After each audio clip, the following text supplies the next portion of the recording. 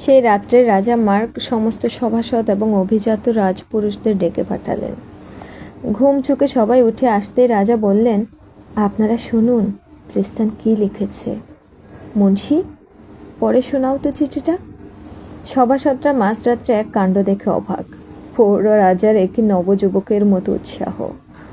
আসলে এক ধরনের মানুষ থাকে যাদের হৃদয়ে ভালোবাসার যেমন তীব্র, ঘৃণাও তেমনই তীব্র। রাজা মার্কের হৃদয়ে ভালোবাসাই বেশি, কিন্তু কিছুদিনের জন্য সেটা চাপা পড়ে গিয়ে তীব্র ঘৃণা জেগে উঠেছিল। আবার ভালোবাসা ফিরে এসেছে। তৃস্তান আর সোনালি দুজনের জন্যই ভালোবাসা। মুন্সি রাজার হুকুমে চিঠি পড়তে আরম্ভ করল। রাজা, আপনাকে আমার প্রণাম। সভাসদদের আমার অভিবাদন। আমি তৃস্তান। মনে পড়ে মহারাজ, আমি সেই তৃস্তান যে জীবন তুচ্ছ করে আয়ারল্যান্ডে গিয়েছিল। মহারাজ, ও দেশের ড্রাগনকে আমিই হত্যা করেছি।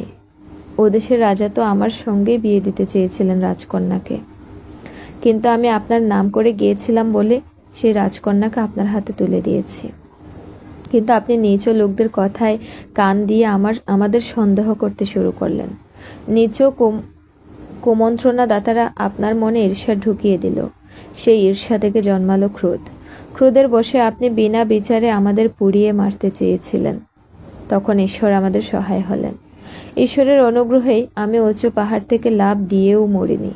তারপর থেকে আমি আর কি দোষের কাজ করেছি? আপনি রানীকে সঁপে দিলেন কুষ্ঠরোগীদের হাতে। আমি তাদের হাত থেকে রানীকে উদ্ধার করেছি। আমি নাইট। বিপন্না নারীকে উদ্ধার করাই আমার ধর্ম। আমরা বনের মধ্যে লুকিয়েছিলাম। তখনই আমি রানীকে আপনার হাতে ফিরিয়ে দিয়ে আসতে পারিনি, কারণ আপনার ঘোষণা ছিল জীবিত অথবা মৃত অবস্থায় আমাকে বন্দি করা। কিন্তু এখন আমি অনুরোধ করছি, রানী আপনার ধর্মপত্নী, তাকে আপনি গ্রহণ করুন। রানীর বিরুদ্ধে যদি কেউ কুৎসা রটাতে চায়, তবে তাদের প্রত্যেকের সঙ্গে আমি দ্বন্দ্বযুদ্ধে রাজি আছি। যার সত্যিকারের সৎ সাহস আছে, সেই যেন প্রকাশ্যে দাঁড়িয়ে রানীর বিরুদ্ধে তার অভিযোগ জানায়, আড়ালে নয়। যদি এমন কেউ থাকে, আপনি তাদের নাম আমাকে জানান। আমি তাদের সঙ্গে দেখা করে আমার হিসেব মিটিয়ে ফেলব। আমাকে আপনি পুনরায় গ্রহণ করবেন কিনা সেটা আপনার ইচ্ছে। আমি না হয় এদেশ ছেড়ে চলে যাব, কিন্তু মহারাজ, আমার শনির বন্ধ অনুরোধ, আপনি রানীকে পূর্ব সম্মানে ফিরিয়ে নিন। যদি না নিতে চান, আমি রানীকে আবার আয়ারল্যান্ড ফিরিয়ে দিয়ে আসব। ও দেশের রাজকুমারী, ও দেশেরই রানী হয়ে থাকবেন। এতে প্রণত তৃস্তান। এই চিঠি শুনে একজন সভাসদেরও প্রতিবাদ করতে সাহস হলো না। মনে পড়ল তৃস্তানের দুর্ধর্ষ মুখ, ঝকঝকে তলোয়ার। সকলেই সমস্বরে বলে উঠল, মহারাজ, রানীকে ফিরিয়ে আনুন। রানীর কলঙ্কের কোনো প্রমাণ নেই। রানী হলো রাজ্যের লক্ষ্মী। রানী না থাকলে কি রাজ্যের লক্ষ্মীশ্রী আসে? মহারাজ, রানীকে ফিরিয়ে আনুন। কিন্তু কি? মহারাজ গর্জে উঠলেন। সভাসদরা নিজেদের মধ্যে গোজ করে খানিকক্ষণ পরামর্শ করল। তারপর বলল, মহারাজ, তৃস্তানকে আর ফিরিয়ে না আনাই ভালো। ও যখন অন্য দেশে চলে যেতে চায়, তবে তাই যাক।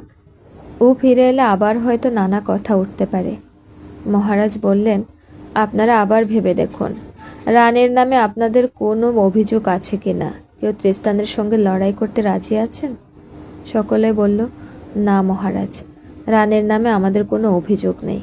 রাজা তৎক্ষণাৎ মুন্সিকে বললেন, মুন্সি, শিগগির চিঠি লেখো, আমি রানীকে ফিরিয়ে নিতে চাই। এ রাজ্যের রানী হয়ে সে গাছতলায় শুয়ে আছে। শিগগির চিঠি লিখে বনের সীমান্তে বাজে পোড়া ওক গাছটায় ঝুলিয়ে রেখে এসো। একটু থেমে আবার রাজা যোগ করে দিলেন, আর হ্যাঁ, চিঠির শেষে আমার আশীর্বাদ জানিও ওদের দুজনকে। শহর ছাড়িয়ে যেখান থেকে বন শুরু হয়েছে, তার আগে একটা খোলা মাঠ। ঠিক হলো, বনের সীমান্তে সেই মাঠে এসে তৃস্তান সোনালীকে রাজার হাতে সঁপে দিয়ে যাবে। নির্দিষ্ট দিনে তৃস্তান সোনালীকে বলল, সখী, আজ বিদায়। আর হয়তো কোনো দিন দেখা হবে না, কিন্তু আমার জন্য তুমি যে কষ্ট সহ্য করেছ, তা ভেবে আমি তোমাকে ফিরিয়ে দেবার কষ্ট সহ্য করব। তবে আমি যত দূর দেশেই থাকি, মাঝে মাঝে লোক পাঠিয়ে তোমার ঠিক খবর নেব। তোমার কোনো বিপদের কথা শুনলে আবার ছুটে আসবো আমি।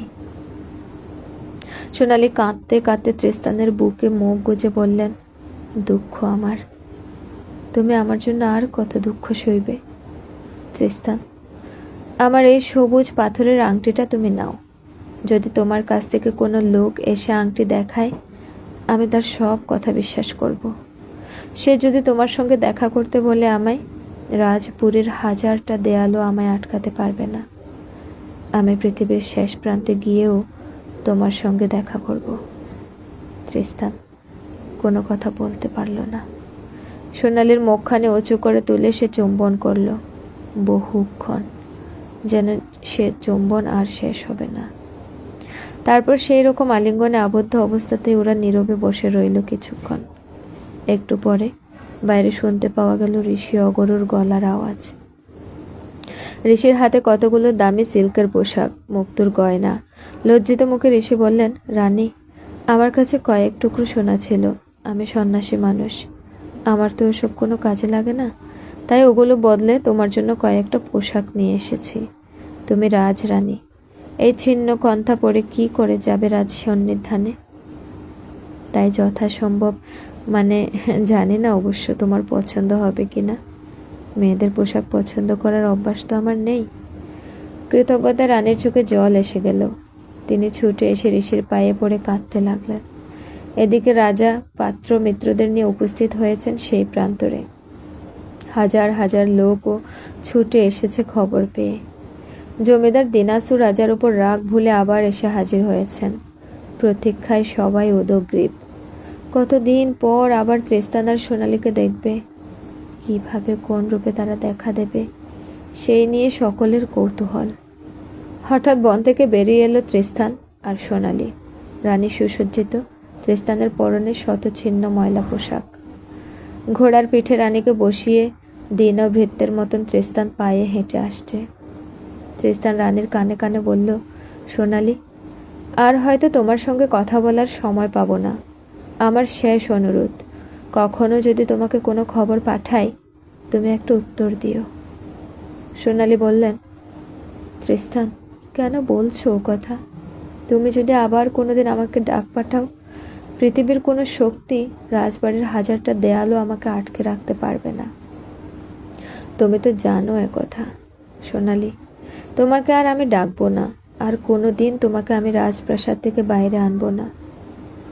ও কথা বলো না ত্রিস্তান, আমাদের নিয়তি এক সুতোয় বাঁধা, জানি না সে কোন দিকে যাবে। ততক্ষণে ওরা রাজার দলের খুব কাছে এসে গেছে। রানী ফিসফিস করে বললেন, ত্রিস্তান, আমার আরেকটা অনুরোধ আছে। তুমি আজই এদেশ ছেড়ে চলে যেও না, অন্তত 1 মাস লুকিয়ে থেকো এই জঙ্গলে।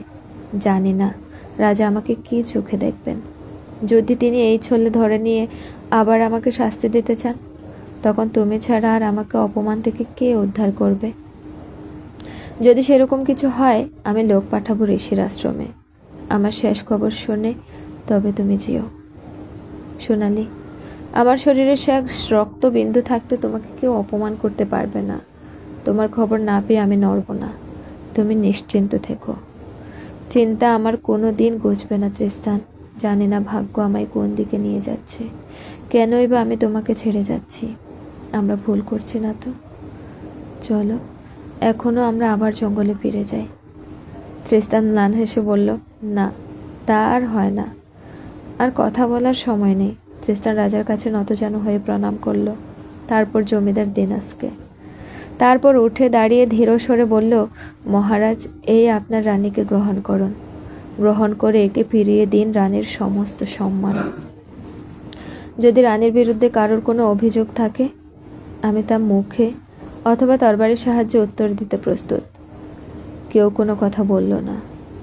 দিনাসি এগিয়ে এসে সোনালীর হাত ধরে বললেন, এসো, তুমি আবার আমাদের রানী হও। এই বলে সোনালীর হাত ধরে এনে সঁপে দিলেন রাজার হাতে। রাজা মার্গ রানীর কপালে একটি চুম্বন আঁকলেন। জয়ধ্বনি দিল প্রজারা। রক্ষীরা বহুমূল্য পরিচ্ছদ এনে রাখল রানীর সামনে। সোনালী নিজের পরনের পোশাকের দিকে তাকিয়ে ভাবলেন সেই ঋষির কথা। চকিতে একবার দেখলেন ত্রিস্তানকে, বললেন, থাক। তখন দিনাস বললেন, মহারাজ, ত্রিস্তানকেও ফিরিয়ে নিন।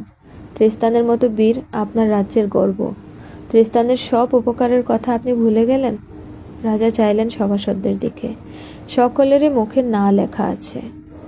অনেকে প্রকাশ্যে বলল, মহারাজ আবার সর্বনাশ ডেকে আনবেন না। মহারাজ আবার সর্বনাশ ডেকে আনবেন না। আমরা ওর নামে কোনো অভিযোগ করছি না, কিন্তু ওর এখন দূরে থাকাই ভালো। কিছুদিন পরে না হয় ডাকবেন ইচ্ছে হলে। ত্রিস্তান গম্ভীর গলায় বলল, না, আমি এই রাজ্যে আর থাকবো না। মহারাজ, আপনি আমাকে গ্রহণ করলেও আমি আর থাকতে রাজি নই। আমি চলে যাব। এই বলে ত্রিস্তান স্ত্রীর চোখ মেলে তাকালো সোনালির দিকে। এত জনতার সামনে লজ্জায় সোনালি চোখ নামিয়ে নিলেন। রাজা আর্দ্র গলায় বললেন, ত্রিস্তান, চলেই যখন যাবে যাও, কিন্তু এরকম হতদরিদ্রের মতো ছিন্ন ভিন্ন পোশাকে তুমি এই রাজ্য ছেড়ে যেতে পারবে না। আমার ভাণ্ডার থেকে তুমি যে কোনো পরিচ্ছদ বেছে নিয়ে যাও। ত্রিস্তান অদ্ভুত ধরনের হাসি হেসে বলল, মহারাজ, আপনার কাছ থেকে আমি পোশাক নেব? না, থাক, আমার এই ভালো। এরপর ত্রিস্তান কোনো দিকে না তাকিয়ে ঘোড়ায় উঠে বসল, আর একটিও কথা না বলে বিদ্যুৎ বেগে ঘোড়া ছুটিয়ে মিলিয়ে গেল বনের মধ্যে। যতদূর ত্রিস্তানকে দেখা গেল, সবাই নির্বাক নিস্তব্ধ হয়ে তাকিয়ে রইল সেদিকে। শুধু রানী সোনালি শেষ মুহূর্তে ভেঙে পড়ার ভয়ে সেদিক থেকে চোখ ফিরিয়ে রইলেন।